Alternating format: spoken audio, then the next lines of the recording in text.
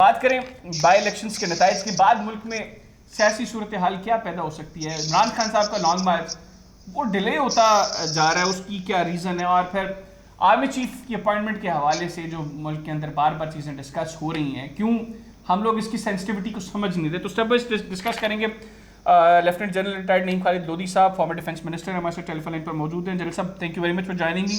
अस्सलाम वालेकुम। अस्सलाम वालेकुम सर। जी वालेकुम अस्सलाम। सर कैसे मिजाज है आप? खैरियत से? ठीक ठाक? मैं बिल्कुल ठीक हूँ, थैंक यू।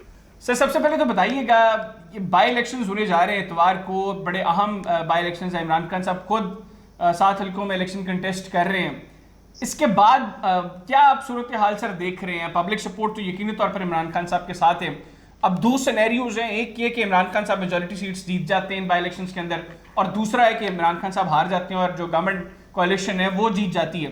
तो दोनों सिनेरियोज के बाद सर आप क्या प्रिडिक्ट कर रहे हैं कि मुस्तकबिल क्या होगा मुल्क में सियासत का? जी बहुत शुक्रिया। देखें, बात ये कि ये तो अभी साफ ज़ाहिर है कि जो वैसे अंदाजे लगाए जा रहे हैं उसमें तो यही अंदाजा है कि इमरान खान साहब के साथ लोग ज़्यादा हैं, और अगर तो इमरान खान जीत जाते हैं तो साफ ज़ाहिर है वो उनका जो बयानिया है उसमें और तवानाई पैदा हो जाएगी, और वो जोर देंगे कि बाकी इलेक्शन भी जल्द अज जल्द कराए जाए, और जो लोगों का मैंडेट है उसका एहतराम किया जाए, और जो ज़रूरी बड़े बड़े अपने फैसले करने हैं उसके बाद करें, ये वो ज़रूर कहेंगे। और उसमें और शद्दोमद से इजाफा होगा। अगर वो मिसाल के तौर पे 50-50 भी हार जाते हैं तो मेरा ख्याल है then he'll have to settle down। फिर उनको इंतज़ार करना पड़ेगा कि जो भी गवर्नमेंट थोड़ी सी स्ट्रांग हो जाएगी, और वो जो कह रहे हैं कि जी हम अपना टेन्योर पूरा करेंगे, वो बात हो सकती है। तो बस तीन बातें बनती हैं। एक तो ये कि इमरान खान की डिमांड पर जल्दी इंतखाबात करवाए जाए, जिसका मुझे इम्कान कम नजर आता है। सही। एक ये कि ये पीडीएम अपना टेन्योर पूरा करे कंप्लीट, और अगले साल के अगस्त में या सितंबर में इंतखाबात हों, ये दूसरा सिनेरियो। इसमें भी मुझे नजर आता है कि इम्कानात कम है। तीसरा सिनेरियो जो है कि जब नवंबर वाला फैसला हो जाता है उसके बाद जो है जब दोनों साइडों में ठंड पड़ जाती है, लेटर से मैं ये कहूँगा, तो उसके बाद फिर इंतखाबात का ऐलान हो सकता है। तो मुझे ये लगता है कि इमरान खान साहब अगर जीत जाते हैं तो ये तीसरा सिनेरियो जो है ये सामने आ जाएगा और इंतखाबात जल्द हो जाएंगे, लेकिन नवंबर दिसंबर के बाद होंगे और अगस्त सितंबर से पहले होंगे। अच्छा सर, मुझे ये बताइएगा कि अभी हमने नवाब इफ्तिखार साहब से भी बात की, वो ये बार बार इंसिस्ट कर रहे हैं कि इमरान खान साहब को चाहिए कि इस वक्त वो सियासत को थोड़ा साइड पर रखें, मुल्क में जो हालात हैं उनको सामने रखें, उनको देखें और पार्लियामेंट में वापस आएँ। आपके ख्याल में अगर इमरान खान साहब यहाँ पर मेजॉरिटी सीट्स जीत जाते हैं और गवर्नमेंट जो है वो नहीं आती फ्रेश इलेक्शंस के साइड पे, तो इमरान खान साहब वापस पार्लियामेंट में जाएंगे? वो उनके लिए सियासी तौर पर ठीक फैसला होगा, या वो फिर ठीक है सड़कों पर रहेंगे और लोगों को मोबिलाइज करेंगे अगले इलेक्शंस के लिए? मेरा ख्याल है वो बिल्कुल पार्लियामेंट में वापस नहीं आएंगे, इसलिए कि वो जब हम देखते हैं कि उन्होंने किस किस से टक्कर लिया है तो ऐसे मालूम होता है कि वो इस पूरे निज़ाम से टक्कर ले चुके हैं।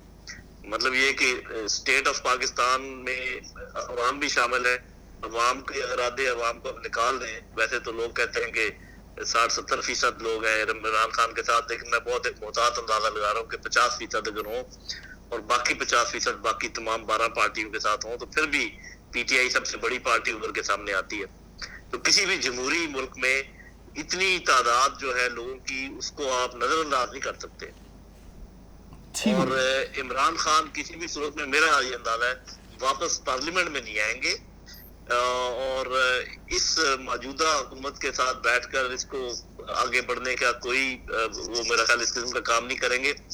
वो यही तासर देंगे हर दफा कि अवाम मेरे साथ है और अवाम की डिमांड है कि इलेक्शन हो और जल्दी हो और फ्रेश इलेक्शन हो। और मेरा अपना ख्याल ये कि अगर ये 8 में से 7 सीटें भी जीत जाते हैं, मैं 8वीं बात कर रहा हूँ जो एक मुल्तान वाली, जी मुल्तान वाली, 6 भी जीत जाते हैं, 7 भी जीत जाते हैं, तो इनके बयानी में तो आनाई आ जाएगी और ये और जोर शोर के साथ अपनी यही डिमांड जारी रखेंगे। और अल्टीमेटली जैसे मैंने आपको कहा है कि ये डिमांड माननी ही जाएगी, और सिर्फ ये है कि टाइम उनकी पसंद का नहीं होगा, लेकिन बात उनकी मान ली जाएगी। ना टाइम पीडीएम की पसंद का होगा मेरे अंदाजे के मुताबिक, सही, और ना पीटीआई की पसंद का होगा। बिल्कुल ठीक। अच्छा सर, ये बताइएगा कि लॉन्ग मार्च से इमरान खान साहब का वो डिले होता जा रहा है, क्या वो भी वेट कर रहे हैं कि 16 तारीख के नताइज देख लें, उसके बाद फिर देखा जाए कि लॉन्ग मार्च करना है या नहीं करना? इस हवाले से वो वेट कर इस चीज़ का इंतजार कर रहे हैं सर? ये एक फैक्टर हो सकता है, लेकिन मेरा ख्याल है उनके ज़हन में एक और चीज भी है, ये मेरा अंदाजा है, और वो ये है कि देखे स्टेट वर्सेस द पीपल, ये एक स्टेलमेट होता है। स्टेट बड़ी पावरफुल चीज होती है, उसमें गवर्नमेंट भी है, उसमें सिक्योरिटी के अदारे भी हैं और सब लोग हैं। इधर अवाम है, अवाम भी बहुत ताकतवर चीज होती है, और अवाम कम अज कम आधे है, मैं अंदाजा लगा रहा हूँ। तो ये दोनों साइडों को ये एहसास है मेरी नजर में, जिन्होंने फैसले करने हैं इस तरफ और इमरान खान पीटीआई की तरफ, दोनों को ये एहसास है कि अगर ये इस किस्म का कोई क्लैश हुआ तो दोनों के हाथ कुछ नहीं आएगा, दुश्मन जीत जाएंगे। ये अंदाजा दोनों को अगर नहीं है तो होना चाहिए। सही। तो उस क्लैश को मेरे ख्याल में जो भी बचाएगा, दोनों में से जो भी एक कदम पीछे हटेगा इस क्लैश को बचाने के लिए, उसको मैं ज्यादा मैच्योर समझूंगा। अगर ये गवर्नमेंट एक कदम पीछे हटती है और इमरान खान की कोई आधी बात मान लेती है तो गवर्नमेंट को मैं मैच्योर समझूंगा, और इमरान खान अगर चढ़ाई की बात नहीं करते, चढ़ाई को खत्म कर दें, बाकी जो मर्जी वो ठीक है अपने जलसे करें, जैसे उन्होंने अभी नए जलसों का ऐलान कर दिया है, और वो तो फिर अगर वो ये लॉकडाउन वाली बात नहीं करते और मुकम्मल तौर पे वो बात नहीं करते, तो फिर जो है वो मैं समझता हूँ इमरान खान ने मैच्योरिटी का सबूत दिया है। तो इसलिए मैं ये समझता हूँ कि अगर लॉन्ग मार्च को डिले कर रहे हैं तो अक्लमंदी और मैच्योरिटी का सबूत दे रहे हैं, और ये किसी को नहीं समझना चाहिए कि कोई उनकी कमजोरी है या ऐसी कोई बात। ठीक है सर, आखिर में बताइएगा, आप ये पॉलिटिशियंस की मैच्योरिटी की बात कर रहे हैं, बड़ा सेंसिटिव मामला है ये नवंबर की तैनाती के हवाले से, और डेफिनेटली पूरी दुनिया की नज़रें हैं इस चीज़ के ऊपर कि कौन होगा पाकिस्तान का अगला चीफ। क्यों हमारे सियासतदान इसकी सेंसिटिविटी को नहीं समझते सर? वो डेफिनेटली इश्यूज़ को कम अज़ कम मुझसे बहुत बेहतर उनकी अंडरस्टैंडिंग है, इस मुल्क के लोगों से बहुत बेहतर उनकी अंडरस्टैंडिंग है, क्योंकि अब बड़ी पॉलिटिकल पार्टीज़ की बात करें, खान साहब हों, नून लीग की लीडरशिप हो, पीपल्स पार्टी की लीडरशिप हो, ये इस प्रोसेस का हिस्सा रह चुकी है। तो क्यों ये इसकी सेंसिटिविटी को नहीं समझ रहे और पब्लिकली इसको बार बार डिस्कस कर रहे हैं, और इसका क्या नुकसान है सर? जी साहब, इसका नुकसान इन दोनों को भी है, और खामखा घसीट रहे हैं आप इंस्टीट्यूशन को भी। और नुकसान मैं आपको बता देता हूँ, मिसाल के तौर पे अगर कोई ऐसे नाम ज़हन में है पीटीआई के जिनको नहीं आना चाहिए और वो आ जाए, तो पीटीआई को भी नुकसान है और वो आने वाले चीफ को भी नुकसान है। और अगर पीडीएम की मर्जी के खिलाफ कुछ हो जाए तो पीडीएम को भी नुकसान है। और इंस्टीट्यूशन, मेरा अपना ख्याल ये है कि चीफ कोई भी देखे, चीफ किसने बनना है?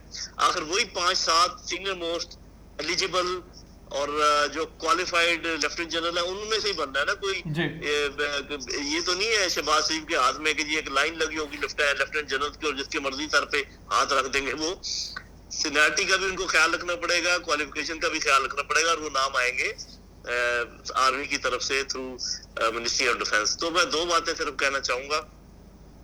एक तो ये कि इनको तारीख से सीखना चाहिए कि जिसने भी ये समझा कि ये मेरा चीफ और मैं लेकर आया हूँ, तो मैं अभी उसकी डिटेल में नहीं जाना चाहता कि ज़ियाउल हक को कौन लेकर आया था और मुशर्रफ को कौन लेकर आया था और फिर क्या हुआ। दूसरी बात मैं ये कहना चाहूंगा कि आर्मी चीफ आर्मी का चीफ होता है, किसी का चीफ नहीं होता। वो कोई ऐसे डीसी एसपी नहीं है कि ये मेरा डीसी और मेरा एसपी और मेरा कमिश्नर। वो मुल्क का मुफाद देखता है और मुल्क ही के मुताबिक वो अमल करता है। ये अपना भतीजा भांजा भी ले आए तो मैं आपको दावे से कह सकता हूँ कि वो कभी ना मुल्क के खिलाफ कोई काम करेगा, ना अपनी इंस्टीट्यूशन के खिलाफ कोई काम करेगा। वो आर्मी चीफ होगा, और हमें यही दुआ करनी चाहिए कि ये मामला इनके ज़हन में भी किसी के समा जाए। ये हमेशा इस पर गलती करते हैं और आज भी ये गलती कर रहे हैं। बिल्कुल, बहुत शुक्रिया सर, आपने प्रोग्राम के लिए खुसूसी तौर पे वक्त निकाला। नाज़रीन, lieutenant general retired Naeem Khalid Doodhi साहब की गुफ्तगू आपने सुनी। आज के प्रोग्राम से इतनी। अगले प्रोग्राम तक के लिए हैदर याद खान और मेरी टीम को इजाज़त दीजिए। अल्लाह हाफिज़। पाकिस्तान जिंदाबाद।